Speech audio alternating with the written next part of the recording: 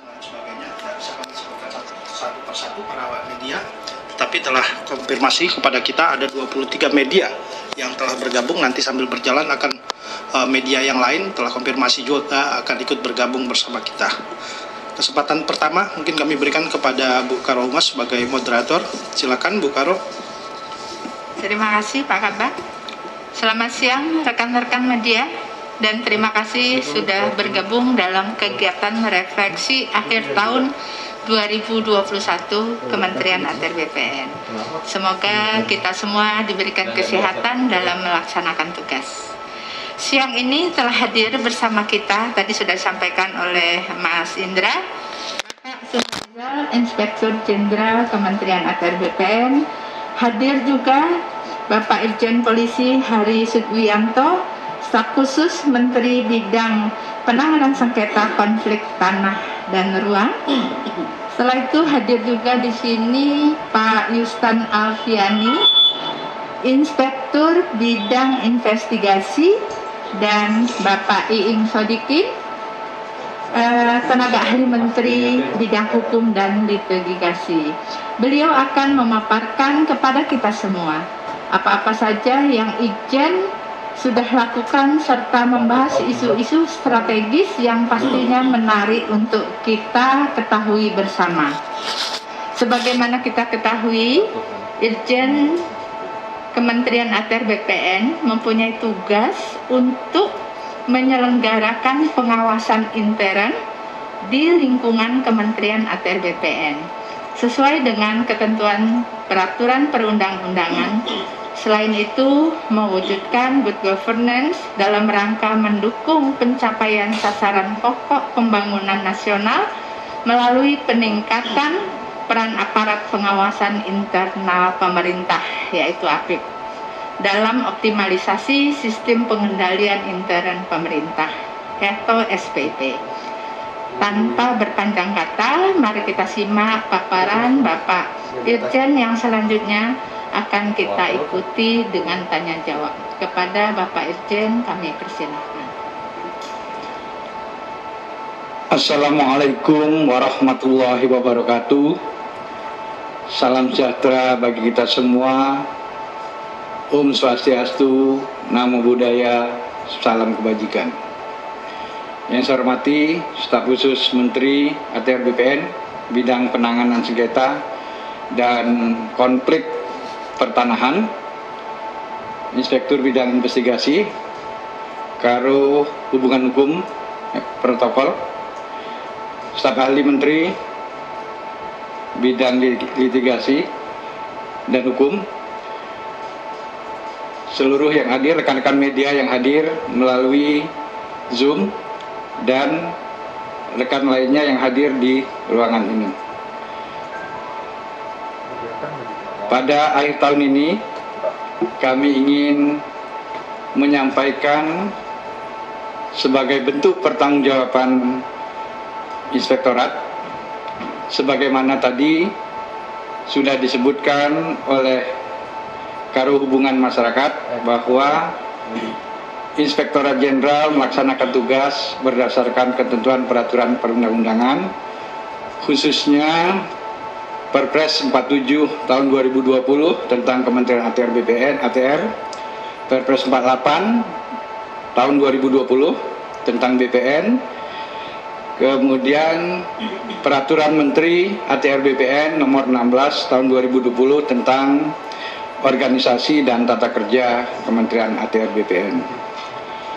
Tentu pengawasan intern yang dimaksud adalah kegiatan yang independen dan objektif dalam rangka pengawalan terhadap tujuan Kementerian ATR BPN dalam bentuk yang dilaksanakan oleh Ijen adalah bentuknya assurance activities, yaitu audit, monitoring, evaluasi, dan dalam bentuk consulting activities, yaitu consulting itu sendiri melakukan pendampingan, kemudian memberikan sosialisasi terhadap unit kerja.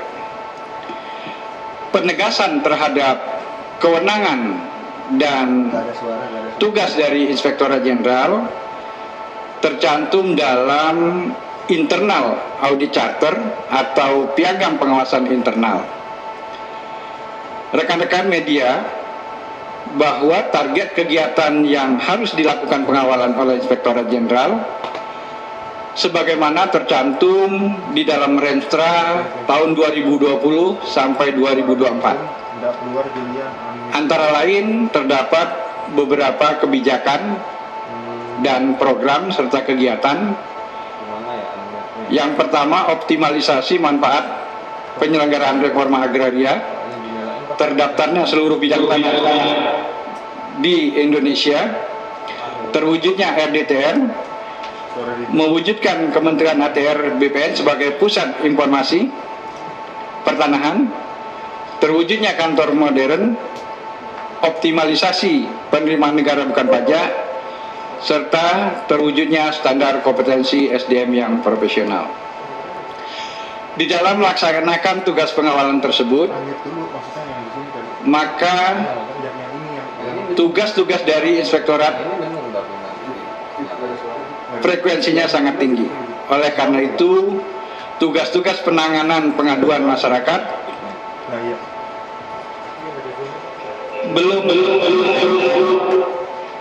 belum optimal atau belum fokus dilaksanakan.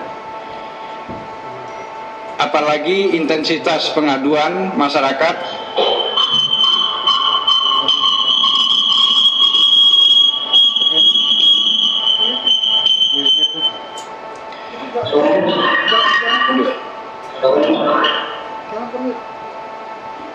kita lanjutkan, apalagi intensitas pengaduan masyarakat baik mengenai pelayanan pertanahan maupun pengaduan tentang masalah perkara atau sengketa pertanahan semakin hari semakin meningkat. Oleh karena itu, agar fokus di dalam melaksanakan tugas-tugas terhadap pengaduan pelayanan dan pengaduan terhadap permasalahan pertanahan, maka tahun 2020 dibentuk Inspektorat Investigasi.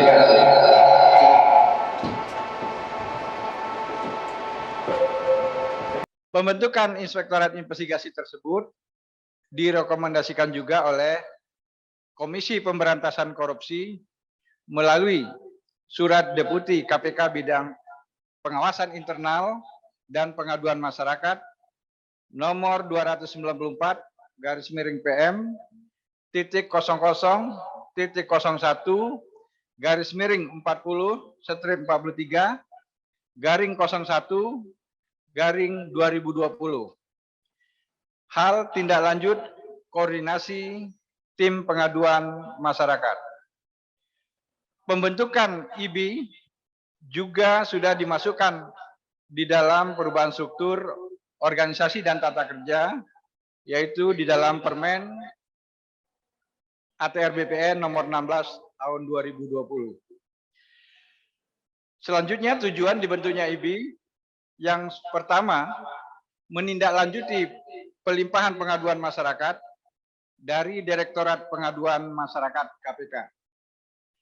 Yang kedua, dalam mengelola pengaduan internal atau pengaduan masyarakat, IB diharapkan akan lebih fokus dan terarah mengingat kompleksitas dan intensitas pengaduan serta kasus pertanahan dan tata ruang serta tuntutan kualitas pelayanan publik dan keberhasilan pelaksanaan reformasi birokrasi. Atas terbentuknya Inspektorat Bidang Investigasi tersebut pada siang hari ini sebagai bentuk akuntabilitas terhadap keberadaan Inspektorat Bidang Investigasi, kami akan menyampaikan apa yang sudah kami lakukan selama ini, bagaimana ke depan perkembangan dari IB, bagaimana tata kerja atau pola metode yang dilakukan oleh IB, sehingga kami dapat mengoptimalkan pelaksanaan tindak lanjut atas pengaduan dari masyarakat. Memang di dalam tahun pertama, tahun 2020, mungkin kami belum optimal, mengingat jumlah pengaduan yang sangat tinggi, namun di lain pihak keterbatasan SDM, oleh karena itu belum semua pengaduan dapat tertangani. Sehingga masih antrian masih panjang, tapi kami berjanji antrian-antrian tersebut akan mendapat pelayanan dari kami sesuai dengan tenaga yang ada. Tahun 2022 kami sangat mendapat berita gembira, Inspektorat Jenderal akan mendapatkan tenaga dari alumni Sekolah Tinggi Akuntansi Negara 33 orang dan penerimaan dari umum sebanyak 15 orang. Mudah-mudahan di tahun 2022 kami akan lebih cepat lagi di dalam penanganan kasus-kasus yang menyangkut baik internal maupun pihak-pihak yang terkait lainnya. Selanjutnya, untuk lebih detailnya, saya minta Inspektur Bidang Investigasi menyampaikan apa yang sudah dicapai selama ini dan ke depannya apa saja yang akan ditangani serta kerjasama yang sudah dilakukan kepada siapa saja. Kami persilakan langsung ya Bu Karo ke Inspektur Bidang Investigasi. Baiklah, terima kasih Pak Irjen.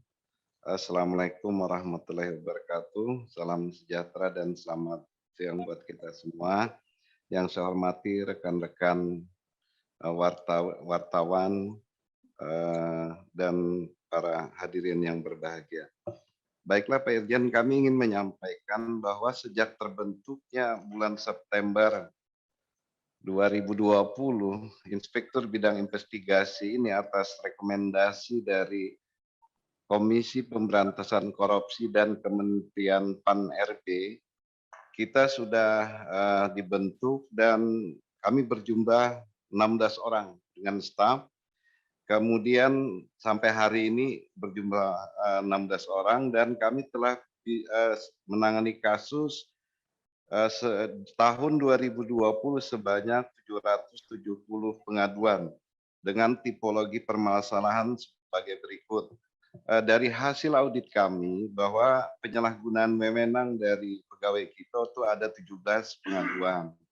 Kemudian tentang pelayanan masyarakat ada 202 pengaduan, korupsi atau pungli 13 pengaduan, kemudian pertanahan atau perumahan itu ada 239 pengaduan, masalah hukum atau peradilan 294 pengaduan, lingkungan hidup 1 pengaduan, dan umum atau lain-lain 7 pengaduan. Terhadap pengaduan tersebut, jumlah pengaduan yang telah ditangani oleh Inspektorat Bidang Investigasi sebanyak 201 pengaduan. Kemudian joint audit dengan Dirjen Teknis itu ada 5 pengaduan. Kemudian pelimpahan penanganan ke Kanwil ada 412 pengaduan dan masih dalam proses 159 pengaduan. Jumlah pengaduan yang telah selesai ditangani sebesar 618 pengaduan, sehingga jumlah pengaduan yang saat ini masih dalam proses itu sebanyak 159 pengaduan. Dari pengaduan yang masuk tersebut, beberapa di antaranya merupakan pengaduan yang penanganannya merupakan hasil sinergi dengan beberapa instansi terkait. Yang pertama itu dari Komisi Pemberantasan Korupsi. Dari KPK itu ada 5 kasus yang melimpahkan ke kita untuk kita lakukan audit. Dan semua sudah selesai. Hasilnya ini kita kembalikan hasil audit itu kepada pihak Komisi Pemberantasan Korupsi. Kemudian Kementerian PAN-RB ada 2 kasus. Kemudian Bareskrim Polri. Bareskrim itu ada dari tindak pidana korupsi ada 2 kasus, kemudian pidana umum itu ada satu kasus, dan Polda Sumut ada 1 kasus. PPATK itu ada 2 kasus. Kemudian Kejaksaan Agung ada 2 kasus yang sudah kita sampaikan hasil audit kita. Tentunya sebagai garda terdepan dalam upaya mendeteksi, mitigasi, dan penanganan terjadinya kecurangan atau fraud di lingkungan Kementerian ATR BPN dan meningkatkan kepercayaan publik dalam penanganan kasus-kasus pertanahan. Inspektorat Jenderal juga melakukan audit investigasi atas kasus-kasus yang menjadi atensi publik. Di antaranya kasus mafia tanah SHM 8516 Cilandak. Ini keluarga dari Pak Dino Patijalal, Jakarta Selatan. Kemudian kasus mafia tanah SHM 2575 Pondok Pinang, keluarganya Pak Sutresno Bahir, Jakarta Selatan. Kemudian kasus mafia tanah SHM 1568 Kembangan Selatan, PT Proline, Jakarta Barat. Kemudian kasus mafia tanah SHM 4931 Cakung, Jakarta Timur atau PT Salpe Peritet, Jakarta Timur. Kasus mafia tanah SHM SGI 1568 Kembangan Selatan. Kemudian kasus mafia tanah SHGB 06074 Duren Sawit, Jakarta Timur. Kemudian kasus mafia tanah pada gugatan aset BMN pada Provinsi Sulawesi Selatan pada sepertiga Kota Makassar. Ini kasus Inca Baharudin yang digugat di pengadilan. Kemudian kasus mafia tanah SHM 02878 Sambirejo Semarang, Jawa Tengah. Kasus mafia tanah pembatalan SHM 05922 Sekarjati, Kota Bandung, Jawa Barat. Kasus mafia tanah SHM 0905 Bangka, Jakarta Selatan. Ini ada beberapa lagi kasus-kasus yang lain yang memang kita anggap kenapa ini dimasukkan dalam sebagai mafia tanah. Karena memang cara-cara kelompok ini melakukan atau mengambil hak orang dengan bermacam-macam cara atau modus operandi. Jadi kita dari audit investigasi dalam hal pengumpulan dan evaluasi bukti untuk mendukung suatu kesimpulan dan temuan audit investigasi dengan fokus pada upaya hipotesa untuk mengungkapkan. Yang pertama itu fakta-fakta proses kejadian, kemudian sebab dan dampak penyimpangannya. Yang ketiga, pihak-pihak yang terkait atau terlibat atas penyimpangan. Yang keempat, dampak kerugian keuangan negara. Nah, dari hasil audit kami terhadap permasalahan pengaduan yang masuk terhadap atau kasus-kasus yang menjadi atensi publik, beberapa modus operandi yang bisa kami ungkap di sini. Misalnya satu, ini pemalsuan dokumen alas hak. Alas hak itu bisa berupa AJB, girik, enggendom perponding, akta hibah, waris, dan lain-lain. Yang kedua adalah pendudukan bidang tanah secara ilegal tanpa hak. Kemudian menduduki tanah orang tanpa seizin. Kemudian mencari legalitas di pengadilan. Kadang misalnya dengan ada putusan dari pengadilan, mereka mengajukan hak kepada BPN. Ini ada juga kasus seperti ini modus operandinya. Kemudian adanya hilangnya warkah di kantor BPN, ini juga salah satu modus ya, karena pada saat untuk pembuktian di pengadilan kita kesulitan. Melakukan gugatan tiada akhir, ini juga berulang-ulang supaya terutama masalah ganti rugi ini. Jadi orang mau dapat ganti rugi karena ada gugatan harus menunggu dulu. Memanfaatkan kepala desa atau oknum BPN, ini juga banyak terjadi rekan-rekan sekalian. Kemudian sertifikat pengganti, ini juga banyak dimanfaatkan oleh para mafia atau kelompok kejahatan yang sering terjadi terutama di Jakarta dan sekitarnya. Kemudian melakukan gugatan dengan menggunakan alas hak palsu. Ini juga sering terjadi. Akhirnya menang di gugatan, maka putusan itulah dijadikan sebagai alasan untuk mengajukan hak kepada pihak BPN. Kemudian melakukan pengakuan hak atas bidang tanah yang sedang dilakukan proses pengadaan tanah bagi kepentingan umum. Ini sering terjadi terutama masalah ganti rugi.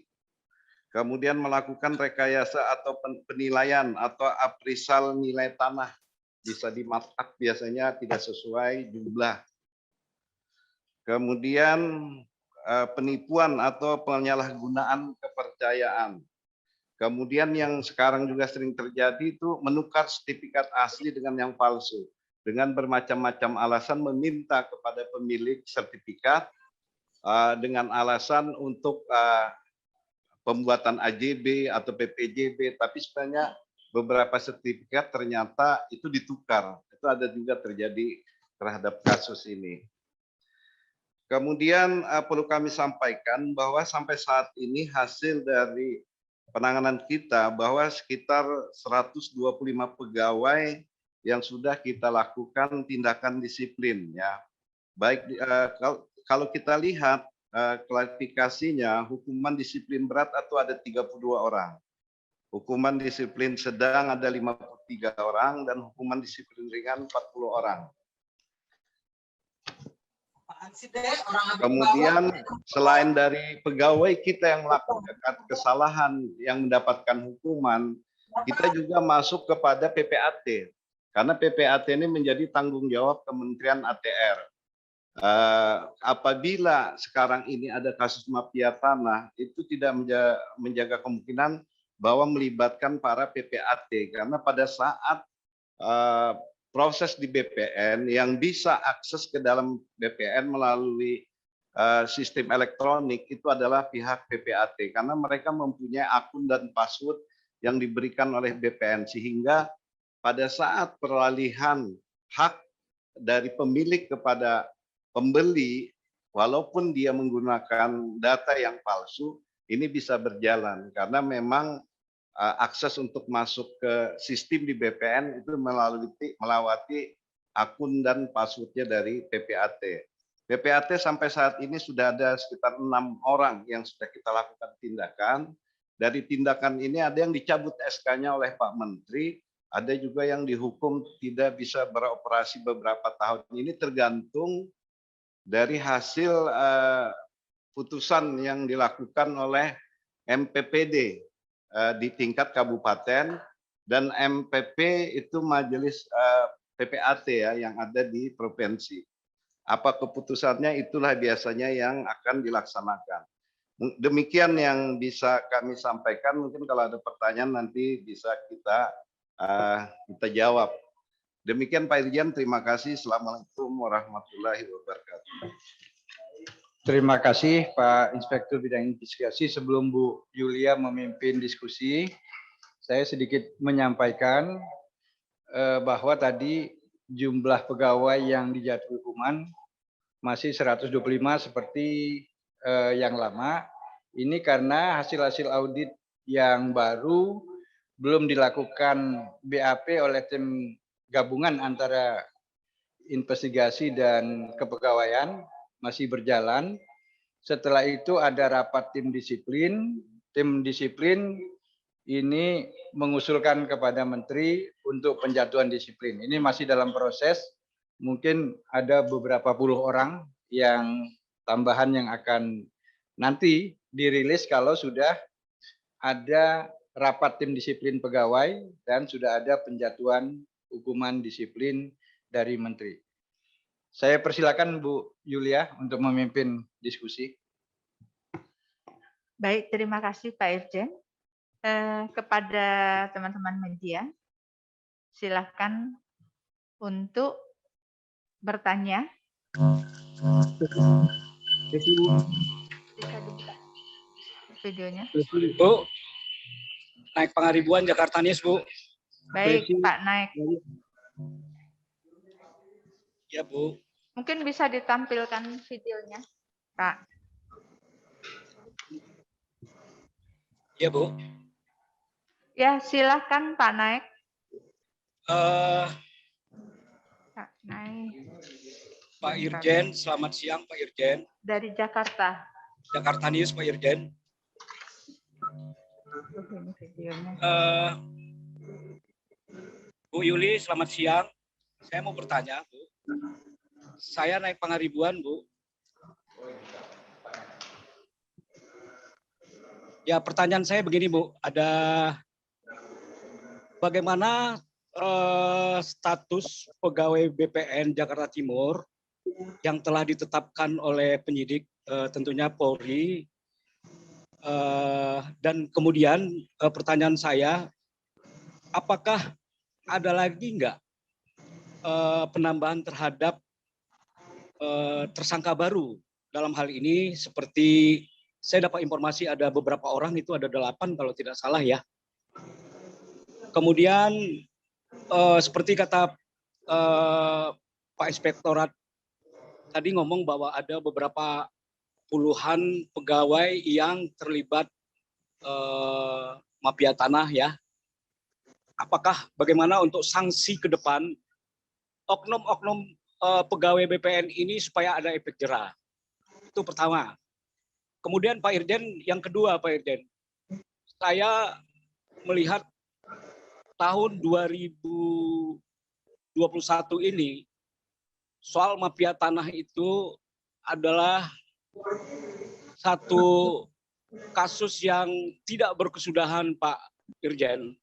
Bahkan di beberapa medsos dan khususnya Twitter ini sangat viral. Saya mengikuti terus, Pak, kasus-kasus mafia tanah ini sepertinya tak kunjung-kunjung selesai, Pak. Bapak mengatakan bahwa hanya beberapa orang di bagian investigasi ini, kita tahu bahwa mafia tanah itu adalah sindikat, Pak. Di situ ada orang yang berduit, orang-orang penting.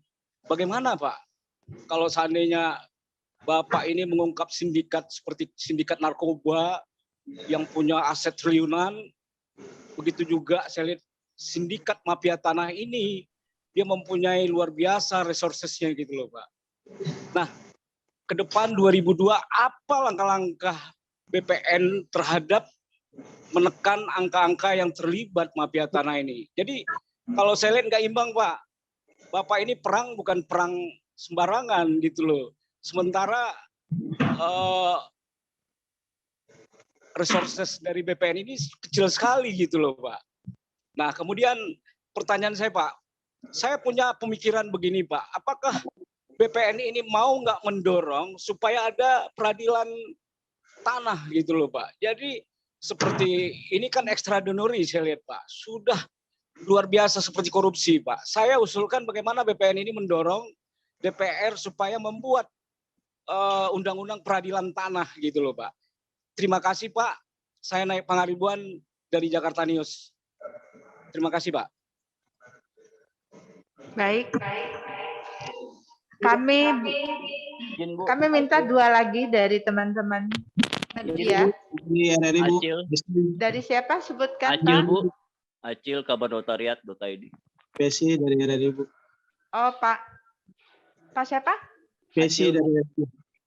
Oh, Pak Pesi dari RRI. Ya, ya, Bu. Oh ya, silakan Pak Pesi. Baik, terima kasih Bu Yuli. Selamat siang Pak Irjen dan Pak Direktur.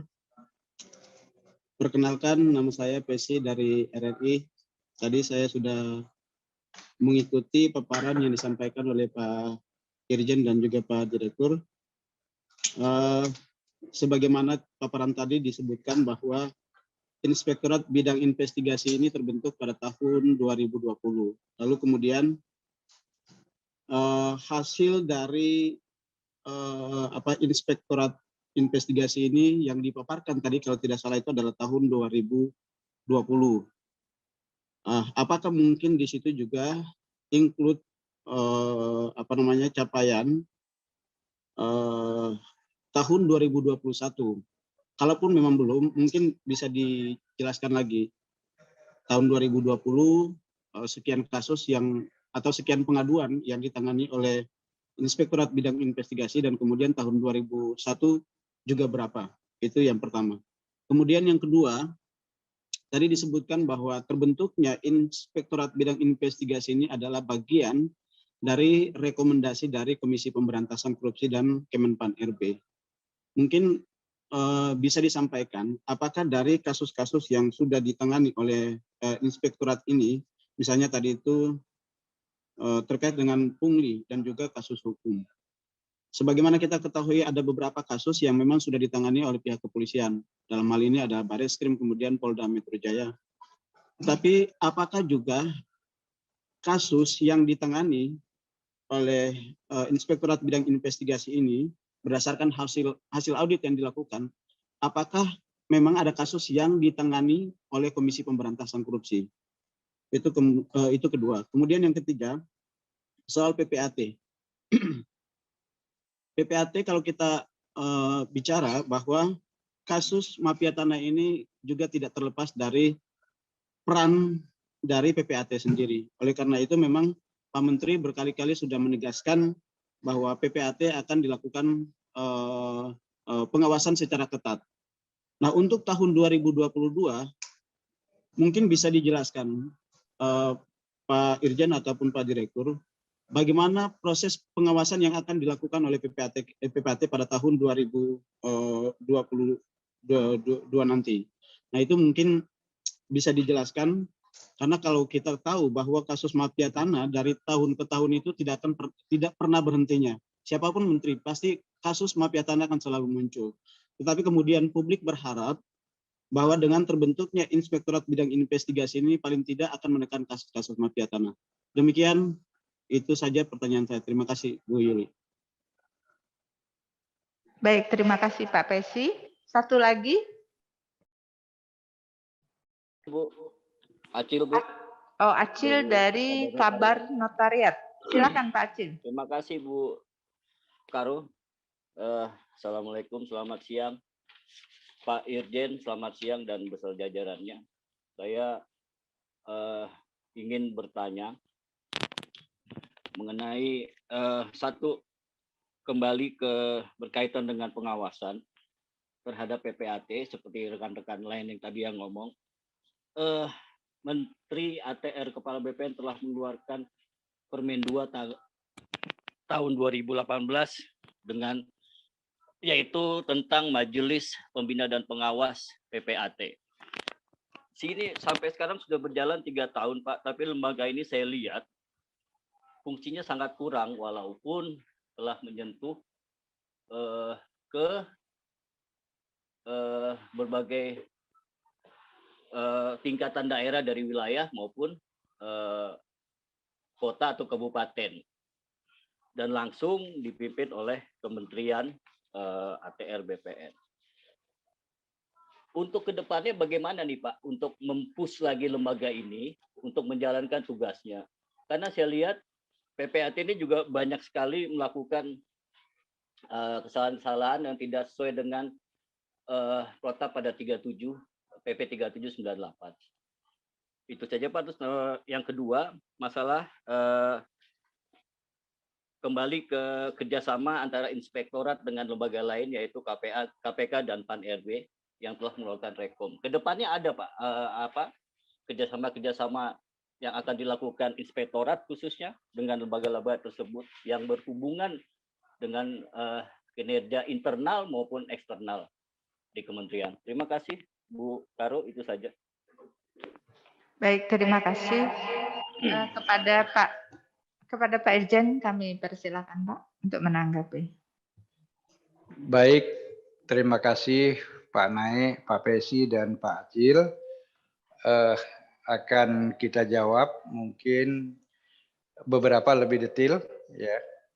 Untuk yang kasus Jakarta Timur ini detailnya saya minta Pak Irwil untuk menyampaikan bagaimana siapa saja yang terkait sehingga dari 8 orang apakah masih ada lagi yang akan selanjutnya diproses hukum lebih lanjut. Silakan Pak Irwil.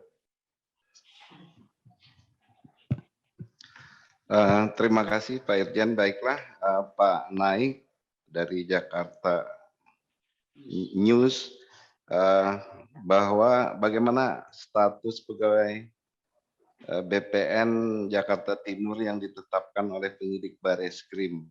Apakah ada lagi tersangka yang lain? Begini, kemarin sebenarnya bahwa dari kementerian sudah melakukan rapat bersama yang dihadiri oleh Deputi Bidang Penindakan KPK dengan stafnya, kemudian dihadiri juga Direktur Analis, kemudian dari Bareskrim para penyidiknya, dan dari Kejaksaan, diundang semua hadir. Pada saat kita tanyakan, memang penetapan tersangka oleh penyidik Bareskrim itu berdasarkan hasil dari penyelidikan dan penyidikan yang mereka. Jadi ada 9 ya, 10 ya. 1 yang sudah pensiun, sisanya tuh masih aktif, 1 orang sipil. Nah, kemarin kami tanyakan bagaimana status ini, itu mereka yang nanti akan melakukan gelar perkara. Masalah nanti mungkin ada lagi, itu sepenuhnya wewenang dari Bareskrim Polri. Kami serahkan untuk penegakan hukum kepada aparat penegak hukum yang ada. Kami dari BPN ini, apalagi Inspektur Bidang Investigasi, hanya menyajikan data dan fakta yang valid sesuai hasil audit kita, bahwa menyatakan sesuai data dan fakta yang ada, maka nanti kami akan tunjukkan kebenaran yang sebenarnya. Nah, nanti dari pihak penyidik yang akan memakai hasil audit kita. Karena salah satu hasil audit itu adalah bisa sebagai alat bukti tertulis dalam hal proses hukum, hasil audit kita apabila dipakai oleh penyidik. Nah, masalah yang lainnya apakah berkembang, kita tunggu nanti dari Bareskrim. Karena sepenuhnya kan tanggung jawab penyidikan ini kepada aparat penegak hukum. Kemudian kedua, mungkin sanksi yang oknum pegawai, Pak Irjen. Pak, bisa lanjut ya, Bapak. Oke. Baik, saya minta agak detail Pak, supaya Jakarta Timur itu bisa rekan-rekan wartawan bisa mengetahui. Tentu secara umum saya sampaikan dulu kasusnya itu adalah permasalahan pembatalan adanya keputusan Kanwil DKI nomor 13 tahun 2019 tentang pembatalan 38 SHGB milik PT Salpe. Kemudian setelah dibatalkan, tanah tersebut didaftarkan melalui program PTSL. Setelah didaftarkan melalui program PTSL, terbit SHM 4931 Cakung Barat, sertifikat tersebut dialihkan. Nah, di sini sebenarnya ada hal yang di dalam pembatalan itu yang tidak dilihat oleh Kanwil dan jajaran adalah riwayat hak tanah itu sebenarnya sudah bukan HGB tahun 2011 tetapi mulai dari hak milik tahun 1975 yang kemudian ada peralihan karena perubahan wilayah, kemudian sertifikat tersebut diturunkan menjadi HGB tahun 2011. Jadi kebanyakan tolong berita-berita selama ini hanya dilihat dari HGB, sesungguhnya sertifikat yang ada sejak tahun 75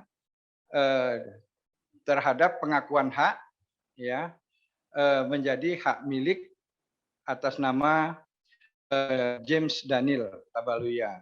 Nah, kemudian terhadap sertifikat tersebut yang sudah dari hak milik tahun 75 diturunkan tahun 2011 menjadi hak milik, kemudian tahun 2017 ada yang memohonkan, ya, yang memohonkan untuk program PTSL tentu ditolak karena sudah ada sertifikat HGB sebanyak 38. Oleh karena ditolak, maka si permohon Abdul Halim itu mengajukan pembatalan. proses ini diproses oleh Kakanwil bulan Februari, permohonan pembatalan dilakukan tanggal 30 itu hanya berdasarkan keterangan kepala desa yang mengatakan di wilayah yang baru bahwa GIRI itu tidak ada. Padahal itu adalah perpindahan dari dulunya dari Bekasi.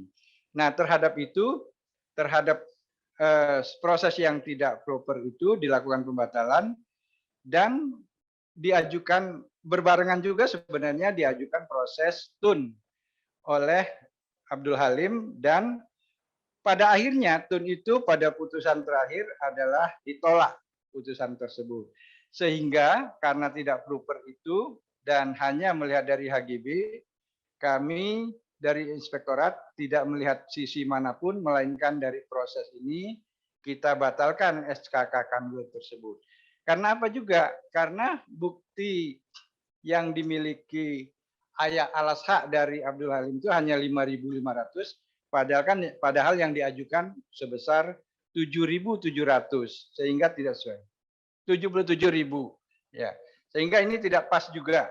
Kemudian yang diukur pada saat mengajukan PTSL yang diukur hanya 22.000. Padahal yang dijadikan sertifikat 77.000. Atas dasar yang diukur 22.000 itu oleh KJSKB, oleh oknum-oknum yang 8 tadi, dibuatlah di quality control menjadi 77.000 dipaksakan. Dan gambar ukurnya menjadi 77.000, bukan 22.000 yang diukur di lapangan. Kemudian dalam prosesnya ada keberatan dari pihak-pihak yang dibatalkan tadi, dari pihak Salpe, namun proses PTSL tetap berjalan. Akhirnya pada tanggal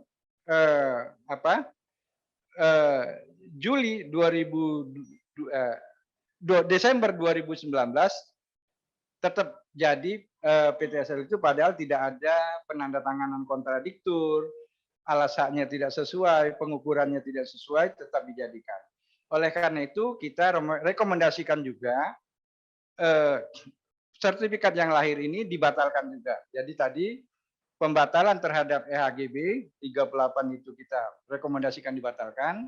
Kemudian terhadap PTSL terbit atas nama Abdul Halim juga kita batalkan karena yang diukur alasannya juga tidak sesuai, penanganan penerbitan juga tidak sesuai, kontradiktur dan tetangga batas juga tidak tanda tangan.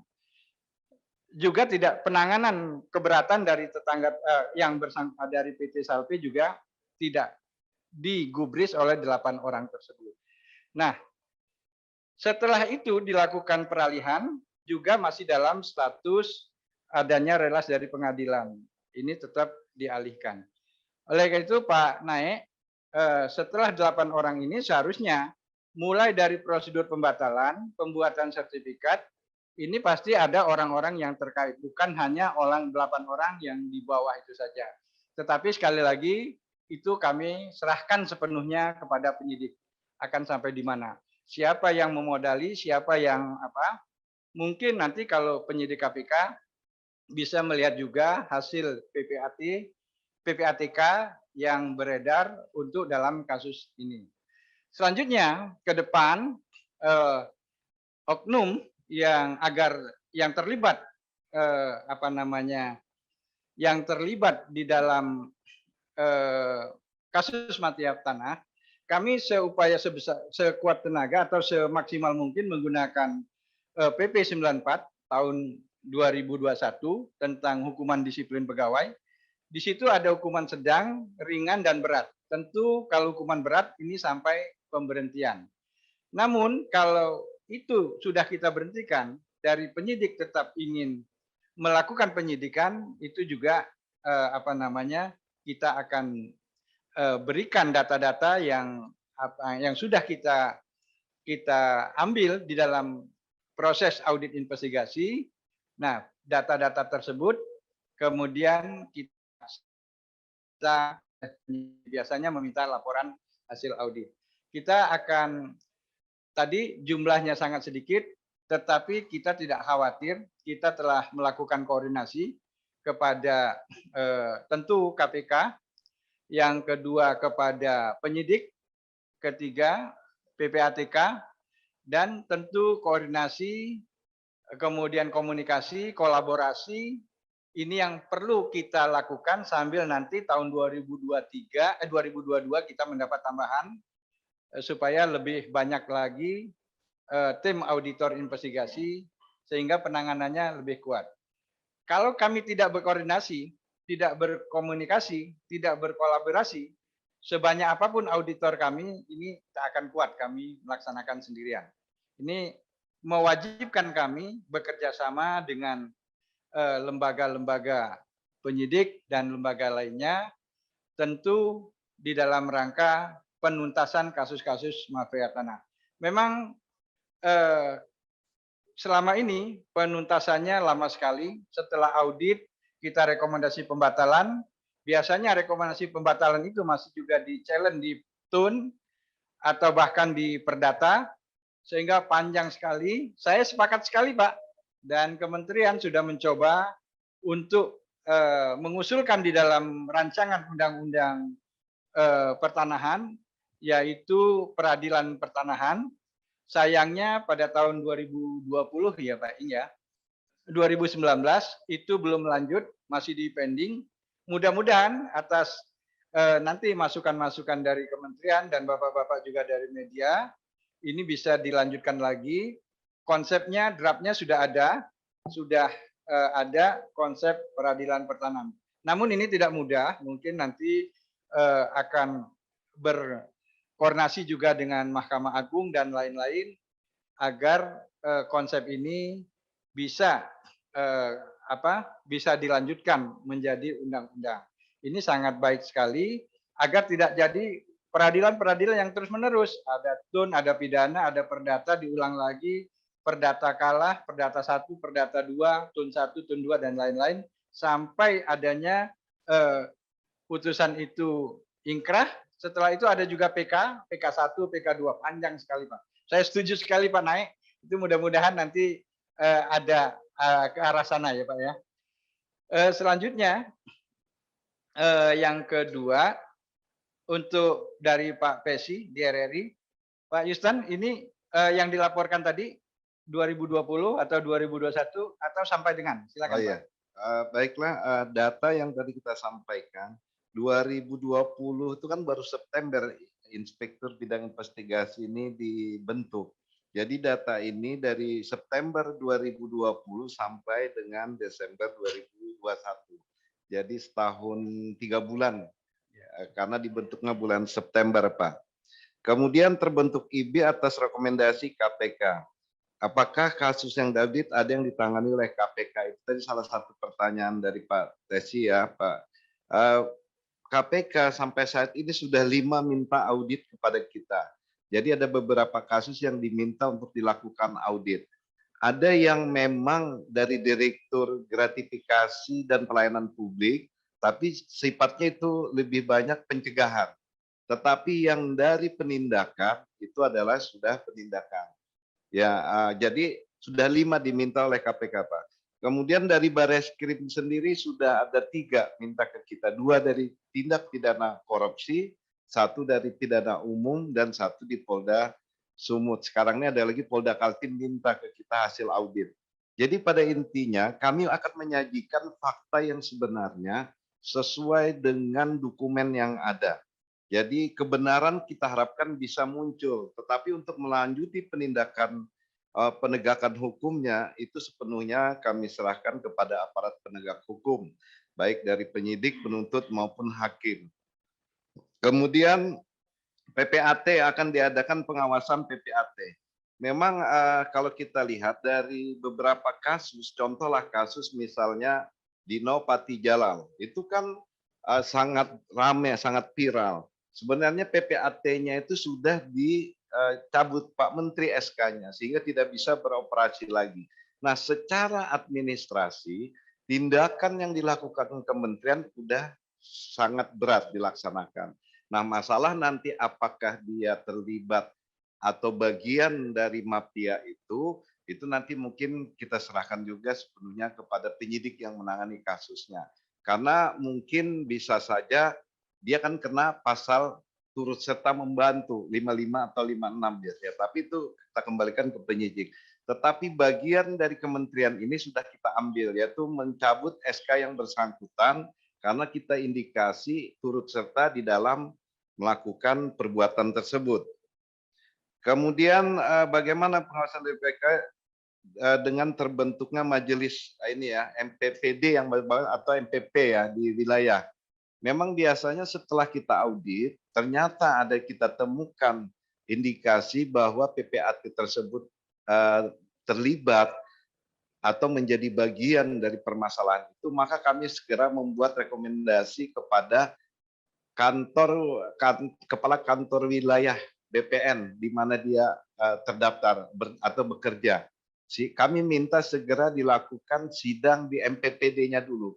Nah, nanti setelah sidang barulah diputuskan oleh mereka, kemudian ditindaklanjutin ke provinsi. Setelah itu baru nanti hasilnya akan disampaikan ke menteri. Tetapi kami tetap mengawasi apakah putusan yang setelah dilakukan sidang itu sesuai enggak dengan tindakan yang dia lakukan. Kalau kami merasa itu terlalu ringan, kami akan melakukan usulan bahwa itu tidak sesuai, maka kita bisa diperberat penindakan atau tindakan hukumannya berupa administrasi. Pokoknya yang paling berat itu akan dicabut SK-nya sehingga dia tidak bisa lagi beroperasi atau bekerja sebagai PPAT. Kemudian ini juga dari Pak Acil mungkin langsung pengawasan terhadap PPAT ya. Ini sudah 3 tahun belum terlihat perannya.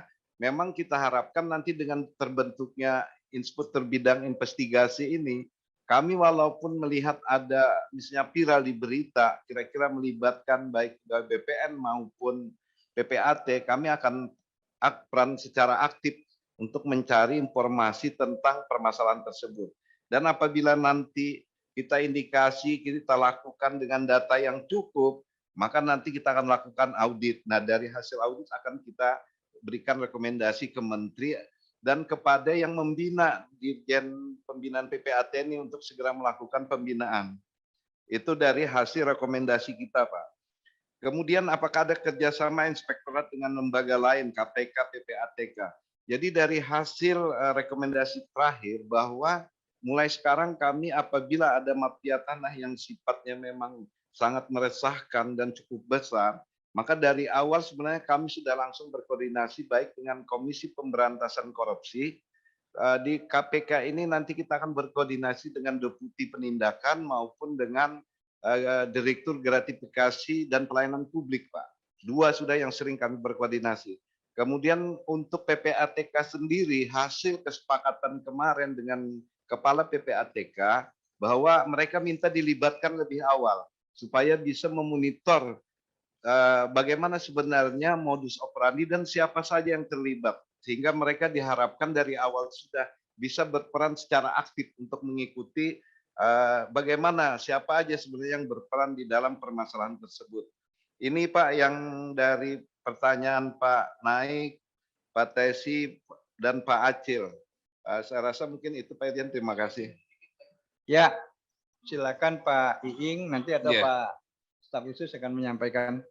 Terima kasih. Itu dari Pak Naik, memang mafia itu adalah kejahatan extraordinary ya. Memang peradilan ini yang diusulkan Pak Naik itu bagus, adalah peradilan pertanahan. Memang sudah digagas, cuma Mahkamah Agung tuh berkeberatan dia. Harus merubah konstitusi dulu, pasal 24C Undang-Undang Dasar 45. Di situ ada 4 peradilan ya. Peradilan Tata Usaha Negara diatur Undang-Undang 586, kemudian peradilan umum Undang-Undang 50, peradilan militer Undang-Undang 397 dan peradilan agama 789. Memang mafia tanah ini banyak terkubur oleh putusan-putusan hakim, di mana kita sudah dituntut oleh penegak hukum, tapi diputus oleh hakim itu menjadi prislah bebas. Artinya kuncinya adalah di putusan-putusan hakim.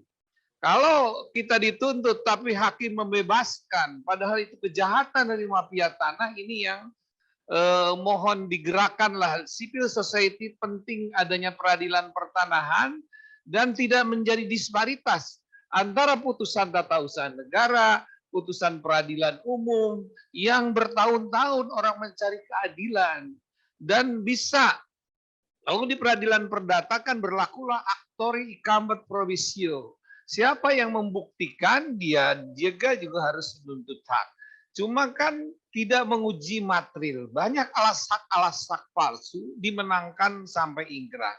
Ini mungkin ke depan harus ada peradilan pertanahan yang memutus soal-soal pertanahan, termasuk ya mafia ini kan dari dedernya, dari siapa yang intelektual deder yang harus ditarik sebagai dihukum sebagai law enforcement. Itu aja Pak Irjen.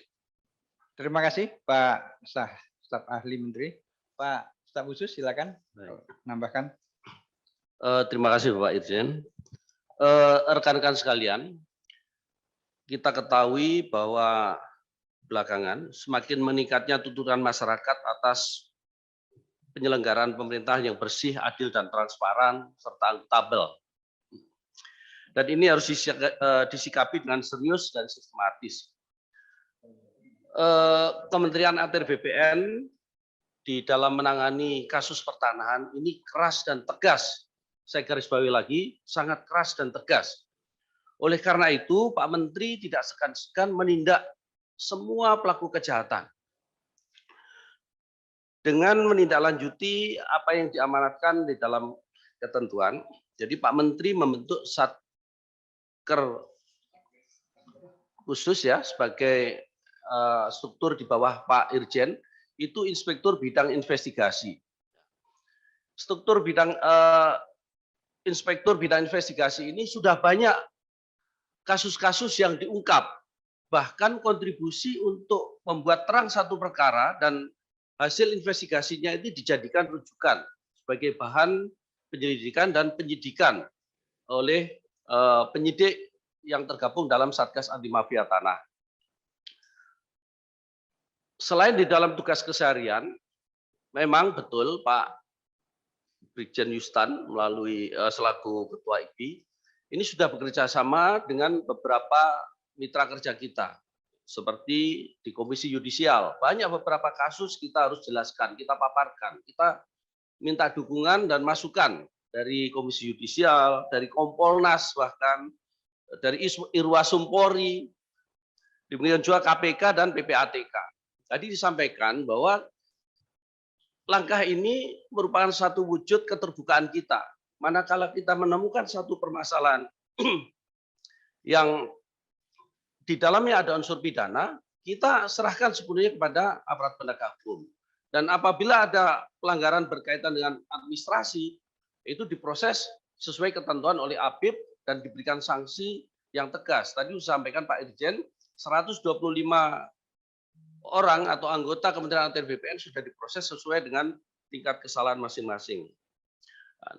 Keberadaan IBI ini tentu akan memberikan jaminan bahwa ke depan Kementerian ATR BPN ini akan lebih clear and clean di dalam memberikan pelayanan yang terbaik kepada masyarakat. Khususnya ketika kita menghadapi kasus-kasus kejahatan pertanahan, ya, diharapkan ke depan tidak ada lagi oknum dari Kementerian ATR BPN yang terlibat. Ini yang menjadi concern kami, khususnya di Satgas Anti Mafia Tanah ini sangat terdukung dengan adanya keberadaan Inspektur Bidang Investigasi. Mungkin itu sebagai tambahan dari saya. Terima kasih. Ya, sebelum saya serahkan, saya tambahkan lagi sedikit aja. Mengenai untuk PPAT, tentu ini ada Dirjen Teknis yang melakukan pembinaan. Saya mungkin perlu tahun 2022 bersama-sama Dirjen Teknis untuk melakukan audit kepada PPAT, mungkin yang terindikasi dia terlibat ke mafia tanah, selain memang yang sudah mencuat di umum, Jadi kami akan bekerja sama, mungkin masukannya terima kasih sekali nih Pak Pesi. 2022 kami akan jadikan ini program dari IBI untuk bekerja sama dengan Dirjen PHPT, pendaftaran hak tanah. Kemudian ya kerjasama dengan pihak lain, kami sangat terbuka sekali. Apapun tujuannya, yang penting untuk dalam rangka menekan dari kegiatan mafia tanah. Kepada siapapun kami akan melakukan kerjasama sepanjang itu baik. Terima kasih. Baik, Pak Irjen.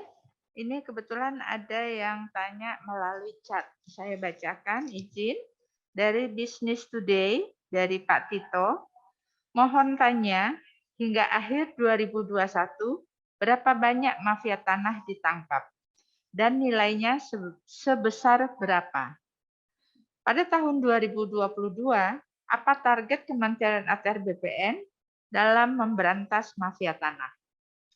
Pertanyaan kedua dari wartawan JPNN, Bapak Tito. JPNN, Bapak Tommy. Izin bertanya, kemarin hari Kamis tanggal 30 Desember, Polres Jakarta Pusat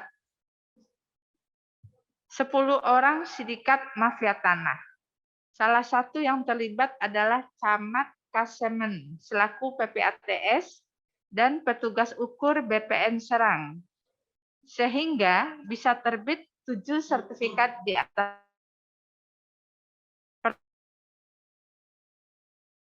BPN-nya bisa mencegah input data dari PPAT yang tidak valid seperti ini. Untuk chat hanya baru 2, Pak Irjen. Mungkin kami serahkan Pak Irjen dulu untuk menanggapi. Terima kasih. Baik, dari mana Bu tadi? Dari Business Today. Nanti mungkin Pak Ing ya menambahkan ya bahwa kita untuk mafia tanah ini sudah banyak sekali. Tadi dibacakan oleh Pak Ibi, ada dari di Medan kasus Tamin Soekardi ya, Pak. Kemudian di Padang kasus Lehar, kemudian di Banten itu menyangkut Krakatau Steel, ya Krakatau Steel, kemudian ya yang sedang ditangani ini termasuk di PT Salpe, ya.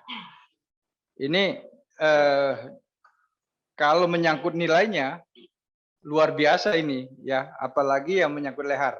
Berapa luas? Nanti Pak Ing tolong ditambahkan ya. Nanti berapa besar, berapa luas, berapa banyak masyarakat yang ada di situ korbannya. Mungkin ini bisa ditambahkan oleh Pak Ing nanti ya. Kemudian kalau tahun 2022 ya tentunya targetnya kita menuntaskan yang kasus-kasus mafia tanah yang masuk ya. Daftar tungguannya ada sampai banyak ini ya Pak Inspektur IBI, sehingga masih nanti kami prioritaskan mana yang menyangkut dampaknya besar, kita akan prioritaskan. Nanti mungkin juga contoh-contoh kasusnya bisa ditambahkan nanti yang ke depan yang akan ditangani oleh Pak Inspektur IBI. Silakan Pak Ing, tambahkan tadi hasil-hasil yang kita kerjakan tahun 2021. Terima kasih Pak Irjen. Yang pertama, kasus-kasus besar adalah di Lehar. Lehar itu menyangkut luas tanah 766 hektar ya. Di sana terdiri dari 4.000 kakak. Hampir 5.000 udah punya title. Nah, kemudian mafianya sudah diputus sampai tingkat Mahkamah Agung adalah Saudara Eko dituntut 2 tahun ditambah kejahatan yang kedua 2 tahun. Selama ini di atas 6 kelurahan itu menjadi status quo, diblok oleh mafia seolah-olah dia punya tanah adat Lehar, tapi setelah diadakan pengukuran hanya 3, hektar. Itu keberhasilan yang besar. Nilainya di atas 2 triliun ya. Yang kemudian sport center. Sport center tuh kejahatan juga sama. Dia menggugat atau tanah 330 hektar sudah ditetapkan tersangka 2 dan diputus lurah, kemudian 2 orang lainnya diputus sampai tingkat kasasi. Termasuk Tamin Soekardi itu kejahatannya juga sama, itu nilainya di atas 1,5 triliun. Jadi kalau nilai yang paling besar banyak sekali, kalau kejahatan di Jakarta Timur kalau dihitung itu 4,3 triliun. Jadi banyak keberhasilan yang di Satgas Mafia Tanah, cuma juga tantangan bagi kita adalah putusan hakim. Ini yang putusan hakim itu banyak juga mafia itu dibebaskan. Jadi kita sampai penegak hukum sudah menuntut sampai P21, tapi kenyataannya hakim itu banyak membebaskan. Padahal terang benderang kejahatan yang dilakukannya. Ini memang tugas berat adanya peradilan pertanahan yang supaya kan putusan itu kan ya bermacam-macam, ada putusan tun, putusan peradilan umum, disparitas, dan inilah banyak kejahatan-kejahatan pertanahan itu dikubur oleh putusan hakim yang sangat kontroversial dan kita adukan ke KY. Artinya penting suatu kerjasama, sinergitas antara penegak hukum, artinya KPK, PPATK, kemudian Bareskrim, dan hakim. Hakim itu dia kan independensi, tapi banyak putusan yang kontroversial dan kita mengadu kepada KY. Memang KY ini kan kesusahan, kan dia berdasarkan Tuhan yang Maha Esa. Ini tugas berat dan inilah mohon dukungan dari para wartawan, civil society. Bagaimana ke depan ini kejahatan ini kan harus kita tindak, harus kita berantas. Tapi kalau putusan hakim dia berpihak kepada kejahatan, inilah yang kita harus bangun dari civil society supaya sampai ke akar-akarnya mafia itu, termasuk ya siapa pendananya. Aktor intelek dader itulah yang kita tuju, Kak. BPN ada bagian, tapi itu juga dia korban daripada kejahatan yang diiming-iming oleh seorang mafia. Terima kasih, Pak Ejen. Baik, mungkin saya akan ini dapat angka konkretnya. Angka konkretnya yang ditangani oleh Satgas Mafia Tanah selama 4 tahun, dan tentunya IBI berperan di 2 tahun terakhir. Dari 4 tahun ini kita sudah menangani 244 kasus, atau di dalam target per tahunnya karena menyesuaikan dengan kondisi 61 target kasus mafia tanah, sehingga selama 4 tahun ini sudah 244 yang kita tangani. Yang terpenuhi aspek pidana P21 80 kasus, yang sudah vonis 25 kasus, sisanya masih dalam sidik dan lidik. Termasuk juga di dalamnya proses pembatalan sertifikat ada 58 kasus. Itu konkretnya jumlah yang kita tangani berdasarkan program kerja yang ada di Satgas Mafia Tanah. Selanjutnya untuk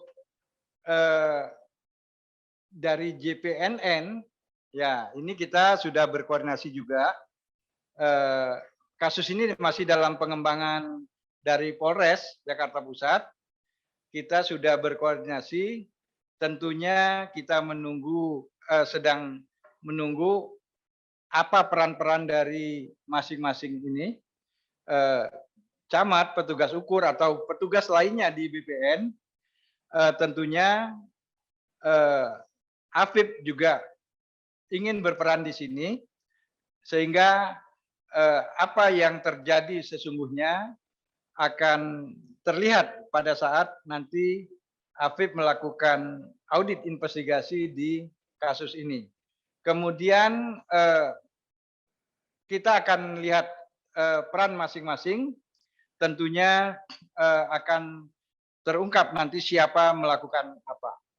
Nah, mengenai ATR BPN untuk mencegah seperti kasus-kasus mafia tanah, sebenarnya Bapak Ibu sekalian, kita sudah mendengar program dari ATR BPN, yaitu untuk mendaftarkan seluruh bidang tanah.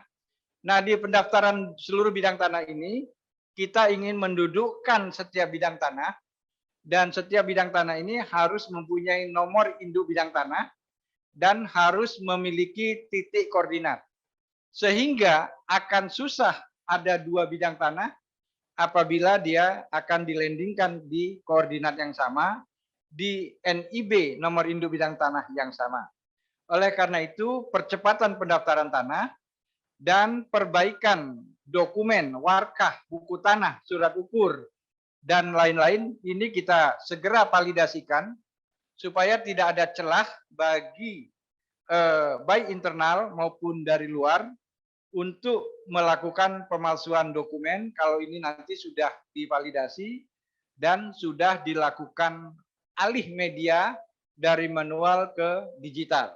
Proses ini sedang berjalan di beberapa kantor untuk validasi ada yang sudah sampai 90%, tetapi untuk validasi persil, buku tanah, surat ukur dengan ini kesamaan ini dan terpetakannya ini masih dalam proses, masih di bawah yang dicapai oleh validasi buku tanah. Oleh karena itu ini kami kejar supaya tidak mudah dilakukan pemalsuan. Dan ke depan memang lebih aman apabila kita ke depan ini ada wacana untuk dilakukan pendaftaran secara elektronik dan hasilnya akan dilakukan secara elektronik. Ini akan lebih mudah untuk mengawasi sepanjang memang nanti sistemnya kita buat yang paling baik ya, tentu yang terbaik supaya tidak mudah dilakukan intervensi dari pegawai internal. Sehingga kalau ini sudah pelayanan elektronik ke depannya, seperti kita nanti pelayanan di perbankan, kalau ada transaksi akan ada notifikasi bahwa apakah ini Anda atau bukan yang melakukan transaksi pertanahan. Ini mungkin ke depannya mimpi kita sedang dalam proses. Intinya perbaikan buku tanah, warkah, dan persil bidang ini sangat penting dan ini sedang dilakukan selama ini. Dan bagi kantor-kantor yang sudah bisa melakukan ini secara lurah kelurahan, desa demi desa, dan kecamatan serta kota secara penuh, ini tentunya datanya akan lebih sulit untuk dipalsukan. Saya pikir itu, Bu Yulia. Pak Yustan, masih ada yang mau tambahkan? Baik, Pak Irjen. Rekan-rekan media, apakah masih ada yang ingin ditanyakan?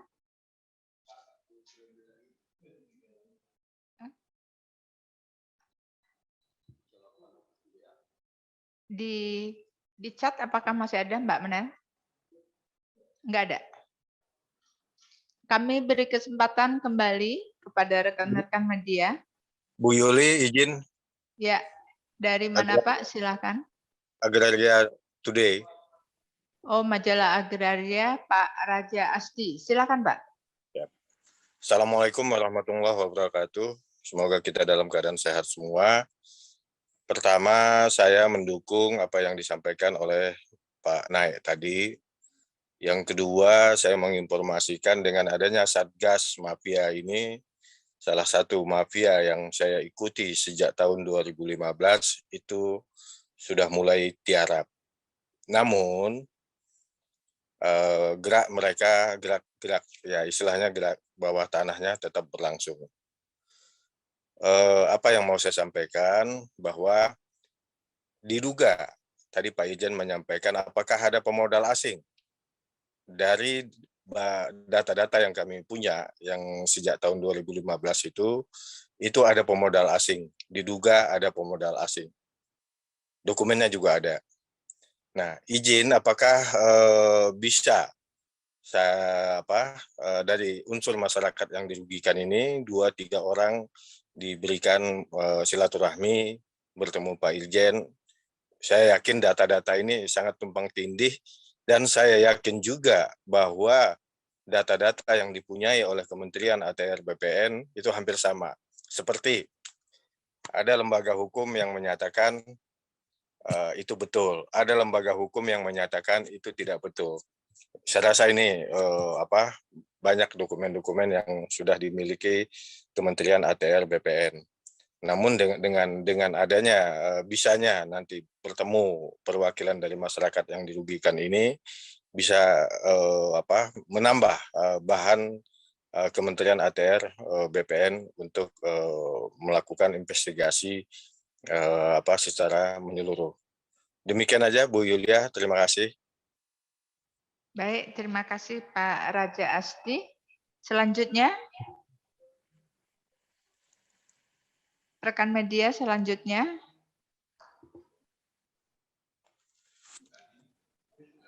Ya, Bu Yulia sedikit. Boleh? Dari? Agraria tadi ada tertinggal sedikit. Ada tambahan. Silakan Pak. Ya, sedikit aja.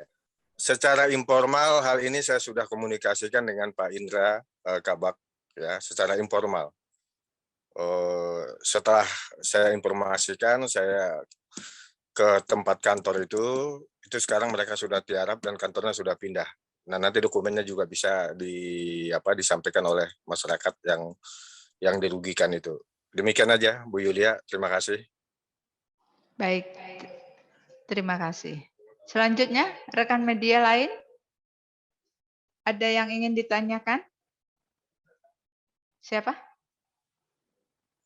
Baik, jika tidak ada, kami minta Pak Irjen untuk menanggapi. Terima kasih. Baik, Pak Raja Asdi dari Majalah Agraria. Terima kasih dukungannya Pak. Tadi apa yang disampaikan Pak Naik tentunya juga menjadi harapan kita untuk bisa terwujudnya peradilan pertanahan. Mudah-mudahan suara-suara kita didengar di pihak-pihak yang mempunyai kewenangan untuk mewujudkan ini. Mudah-mudahan ke depan di dalam Undang-Undang Pertanahan akan terwujud di dalamnya pendirian peradilan pertanahan. Kemudian ya mengenai mafia ini yang selama ini kami tangani, kita bekerja sama dengan PPATK yang kami temui pemodalnya masih orang-orang ya kalau menurut saya masih kategori WNI gitu ya. Mungkin dia mendapatkannya dari luar bisa jadi ya kategori WNI walaupun WNI-nya bagaimana yang jelas masih WNI dan ini kita selalu disuplai oleh PPATK termasuk kasus yang terakhir ini sebenarnya dengan gampang sekali itu kalau ditangani oleh KPK ya siapa yang mendapatkan apa bisa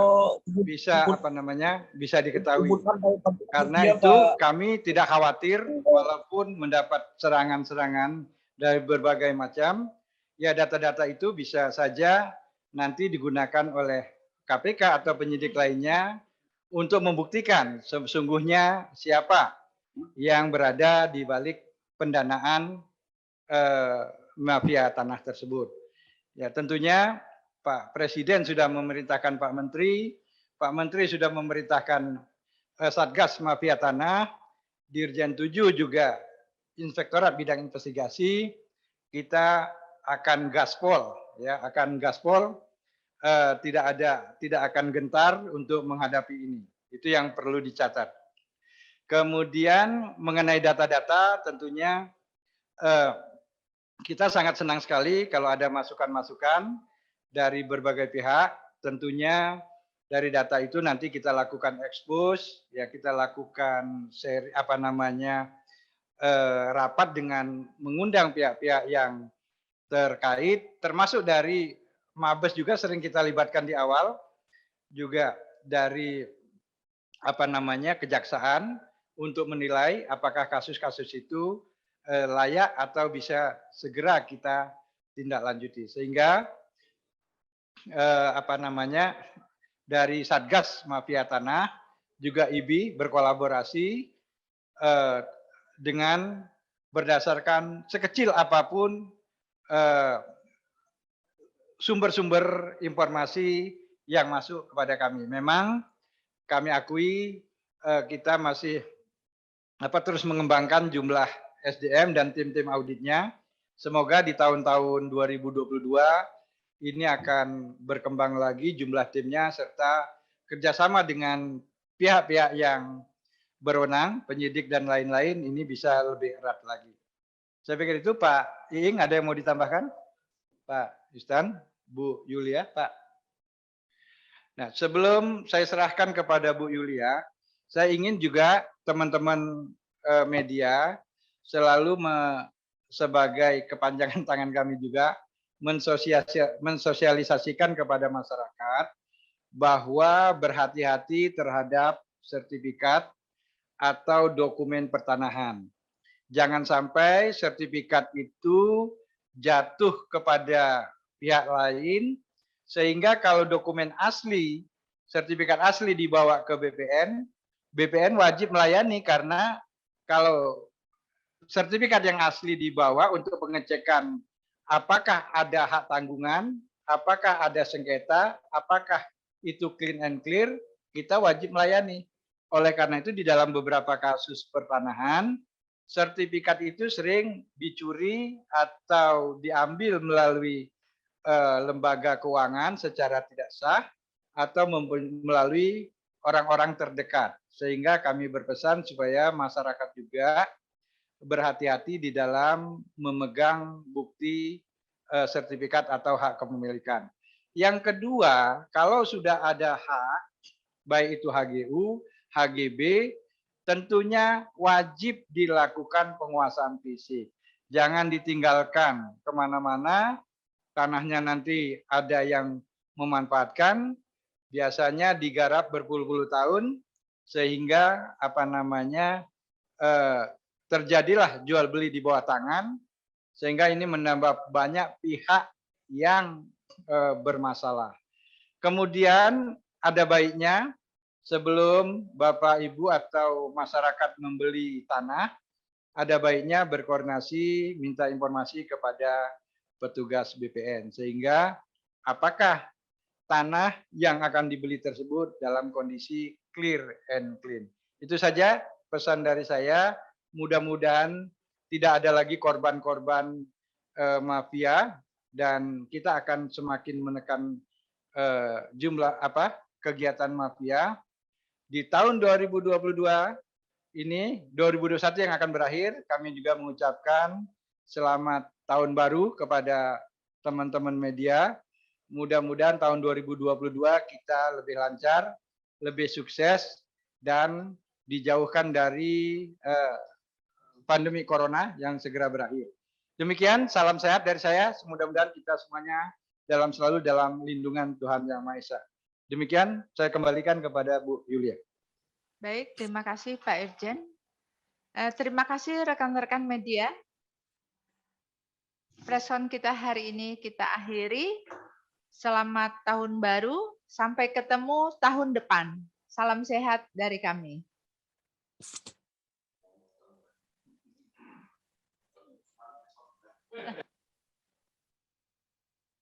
Sudah tahun baru besok.